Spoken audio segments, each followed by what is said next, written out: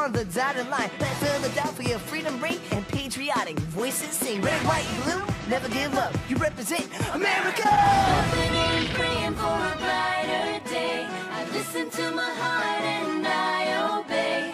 How can I see it any other way? I'm looking at a light through my own eyes.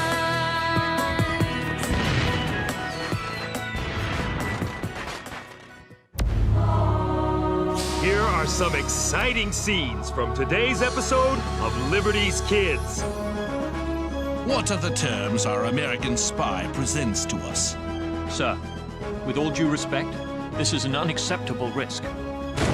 Should I pose as John Anderson, as he suggests, and be captured, I'll not be treated as a prisoner of war, but as a spy. And as you know, sir, captured spies are hanged.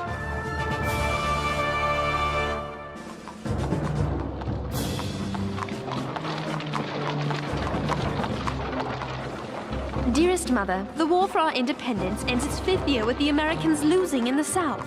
The British took Charleston, and with it, over 5,000 American soldiers. From his stronghold in New York, British Commander General Clinton controls the coast. Only the fortifications at West Point stop him from using the Hudson River to cleave the states in two. General Washington tries valiantly to gain ground in New York, but we are at a stalemate. To make matters worse, there is constant talk of spies. Just the other day, James told us of his conspiracy theory. Sarah! James says there's only one explanation as to why things are going badly for General Washington. And what might that be, James? Spies. Spies? What proof of that could you possibly have? What happened when General Washington planned to attack Sir Henri Clinton in New York? Nothing happened. Exactly. Because of Clinton's sudden countermoves that could only have taken place if the English had secret inside information. Makes sense to me. If James were correct, which I hope he is not, the spy would have to be someone in a trusted position close to General Washington. And I cannot imagine who could be so disloyal to such a noble person and such a noble cause.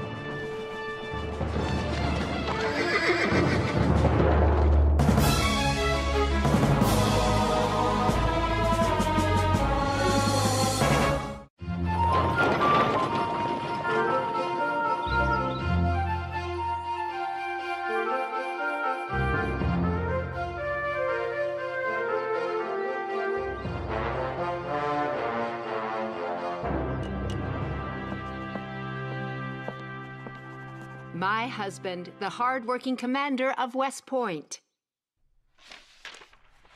All thanks to being wounded in the service of America and never rewarded for it by Congress. When Congress sees fit to investigate me while rewarding the likes of General Gates, they corrupt the ideals of the Revolution.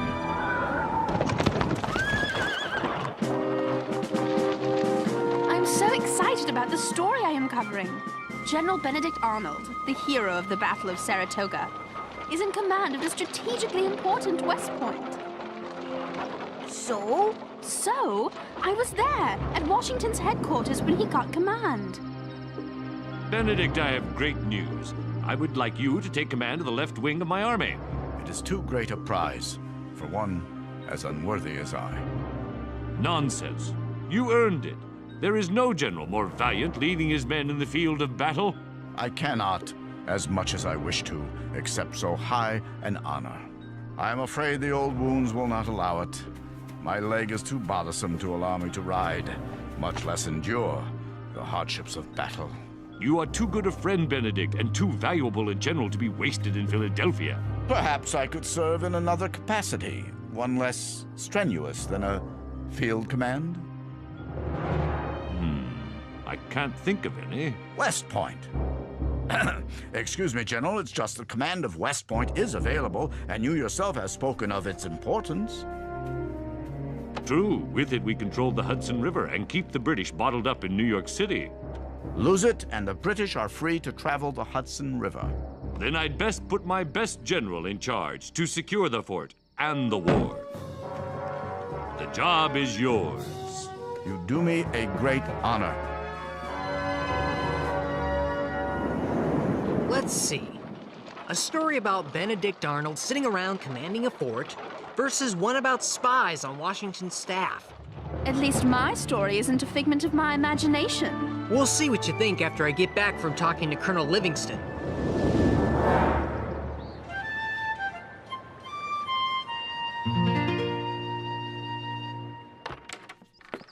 When spies write messages, they do it so only other spies can read it. How? Sometimes they use invisible ink. Oh, I love invisible ink. It shows up when you heat it. Right. Others use a piece of paper with holes in it. See? If you read only the words you can see in the holes, you get the secret message. Sometimes they write their message in coded numbers that refer to a specific page, sentence, and word in a book. The person who gets the coded numbers has a copy of the same book. Oh, so they use the numbers to find the words, and voila, it spells out the secret message. Then there is the mask letter. Anyone reading the regular letter doesn't know there's a secret message hidden in the writing. How's it work? Simple. The spy knows he's only supposed to read what he sees inside the cutout. In this case, an hourglass. Magnifique! But I will invent the unbreakable Henri code. Paper, paper. I need paper! Colonel Livingston! What do I know about spies? That's a good question. For one thing, I know they like to sneak back and forth across the no man's land between our outposts and those of the English army. Who controls the no man's land? Two groups from opposing sides. The cowboys for the English and the skinners for the Americans. They sound scary. They say they're helping our cause by intercepting suspicious persons who might be coming into New York. I'd like to meet these skinners. Maybe I can learn something about spies from them. Personally, I think they're most interested in stealing money from travelers. But if you're determined, I'll give you a pass for safe passage. What's this gibberish? Excusez-moi, I was practicing my secret code.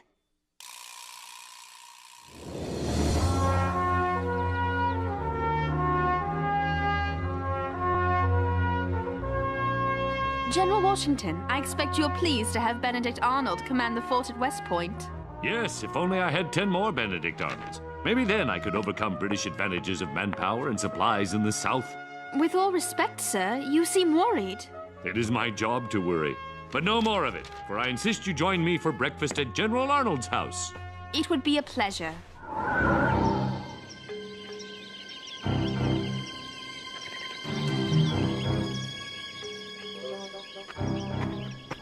I've got to relax. I'm sure I will come across a skinner before I meet a cowboy.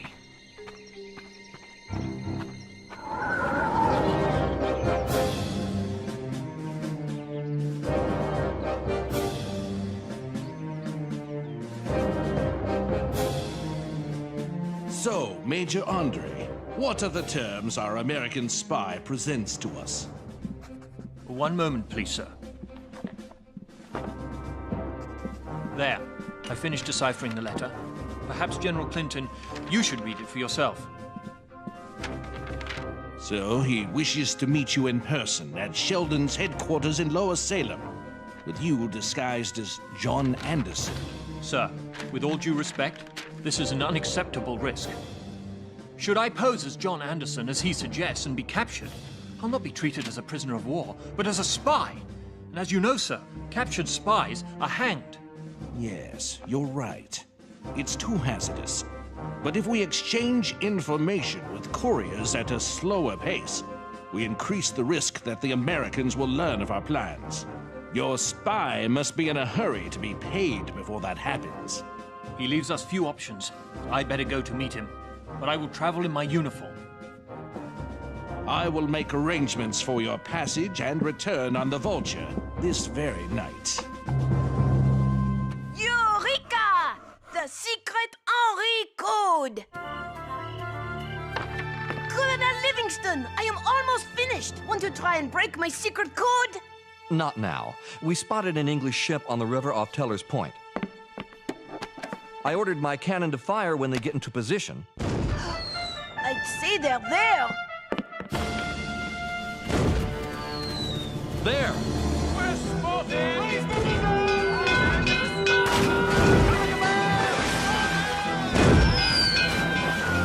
She got away.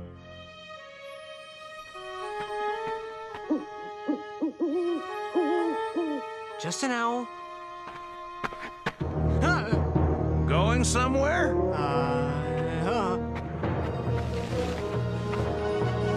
Come, lads!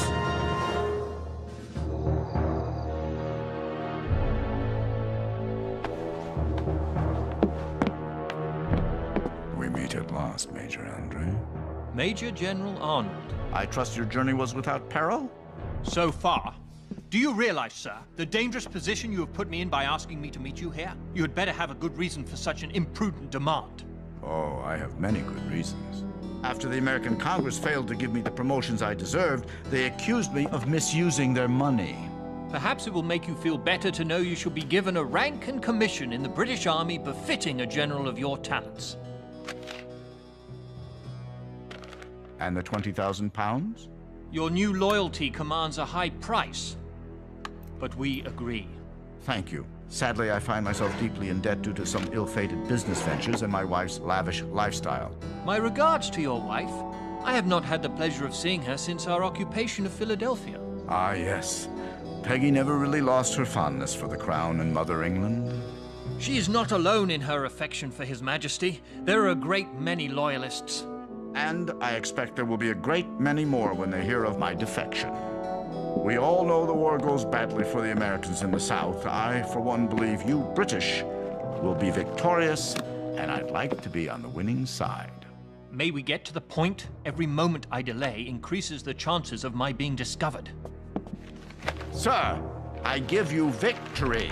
These are plans to the fortifications at West Point, along with the placement of the troops under my command and my promise to further weaken the garrison by sending most of the troops to the countryside. Information I'm sure General Clinton will find useful when he attacks. Sir, a victory at West Point allows us control of the Hudson River and the chance to win the war by splitting the rebel colonies in half. Exactly. And you get? Everything I asked for.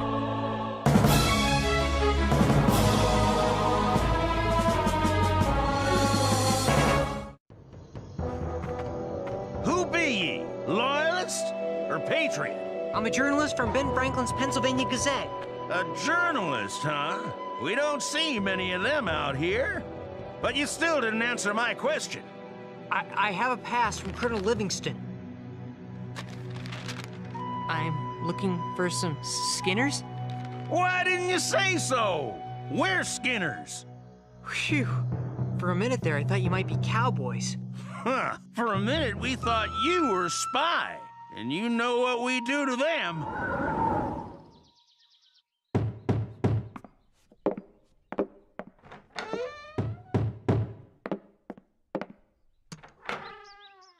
Major Andre. My ship, the Vulture, sailed without me. She was driven upstream by American troops. You shall have to return to the British lines by traveling overland. General, are you mad? I'm behind the American lines. Your lines. No longer. When I gave you the plans to West Point last night, I would say that I officially switched sides. The point is, I'm wearing a British officer's uniform. How long do you think it will be before I'm spotted? Here, take this pass. This area is under my command. My signature will guarantee safe passage to you as American agent John Anderson. There are some civilian clothes piled on that bench. You can change into those. If I pose as an American in civilian clothes and am discovered, I'll be treated as a spy. It's your decision. Though I fear capture dressed as an American, I fear the chance of being spotted in this uniform poses the greater risk. I think the plans to West Point are less likely to be spotted in this boot than in the pouch bearing the seal of His Majesty. So, how did all of you come to be Skinners? I mean, there are those who say Skinners are just bandits. We're here to hunt down cowboys or catch spies, which we can't do with your continual jabbering. Shh. You hear that? Hear what? Now! After we shoot!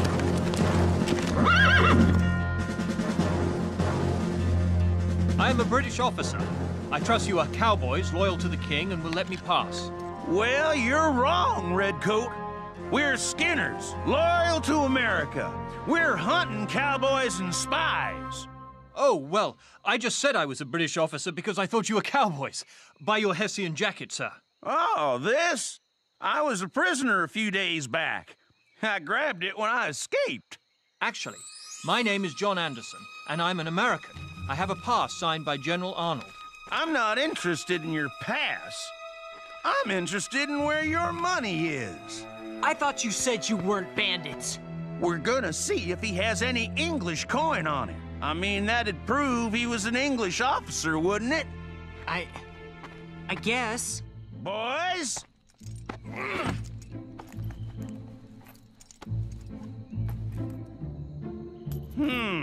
A gold and silver watch, but no money. Check his boots. Gentlemen, there's no need to look.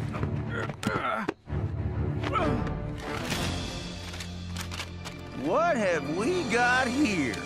The way I read it, looks to be some sort of plan of West Point. You're a journalist. What do you make of it? These are the plans to West Point, all right.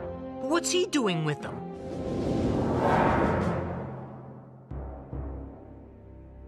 Your suspicions were correct, Paulding. These are plans of West Point, and there appear to be notations telling how to render the fortifications useless. Paulding, I want you to take this man, these papers, and this message to General Arnold. I'm sure General Arnold can straighten this out. Not so fast. Jameson, am I to understand that this man was carrying plans of the fortifications at West Point? Yes, sir. You don't find that suspicious? I do. I want those papers sent with a message to General Washington that we are holding a man as a spy. Spy? If he's a spy, then he must be communicating with someone close to Washington. My theory. I was right. I pray your so-called theory is wrong. For if these papers were indeed written by Arnold's hand, then that would make Benedict Arnold a traitor as well. This is terrible. I've got to find Sarah. Gentlemen, please, have some breakfast. Aides to General Washington are always welcome at the Arnold breakfast table. She's right, gentlemen. I may be a general, but I never, ever argue with my wife. Thank you, Samantha. Ah, it's a message from Talmadge. Oh, and Samantha, please prepare some more food. General Washington and a guest will be arriving shortly. Benedict, what is it? Something's come up, dear. We must talk upstairs. Gentlemen, if you'll excuse us for a moment. Quick, close the door. Benedict, what is... I must leave immediately. My life depends on it. Leave? Benedict, you're scaring me. I don't have time to explain. I gave the plans of West Point to Major Andre. What for? John's involved with you in something? Yes, he's been caught. It won't be long before Washington learns I've betrayed America to the British and they come to arrest me. This is terrible. What should I do? So you know nothing of any of this. Benedict? I love you, but I must go. Now, I'll be in contact. I'll do what I can to help. Good morning, General Arnold. General Washington has given me the pleasure of joining you.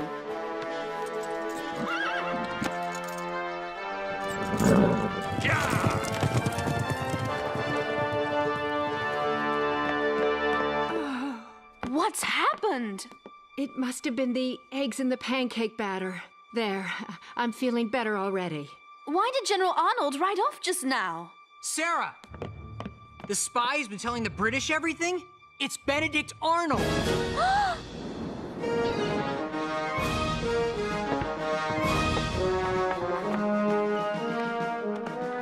Arnold has betrayed us. Whom can we trust now? Selling the plans to West Point for 20,000 pounds. I want the army on marching alert. Bring all troops from the surrounding countryside to West Point and prepare to be attacked. Now we know why Arnold begged Washington for command of West Point.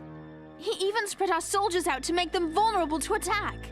All the lives he's jeopardized. All the people he's betrayed. General Washington who supported him. His men who died for him. And you, Sarah, you traveled with him. You respected him. I was inspired by him. He seemed so thrilled when I told him I'd become a patriot. I wonder if he'd already become a traitor. Is that what I am, James? A traitor to my country? This is your country. Why is it noble for me to turn to the American side, but evil when he defects to the British? You did it for liberty. Arnold did it for money and ambition. And he didn't care who would suffer or die so he could get them. Yes, I did it for liberty. And I write for liberty too. I've written many stories for the Gazette about General Arnold. And now, James, for liberty, I shall write another.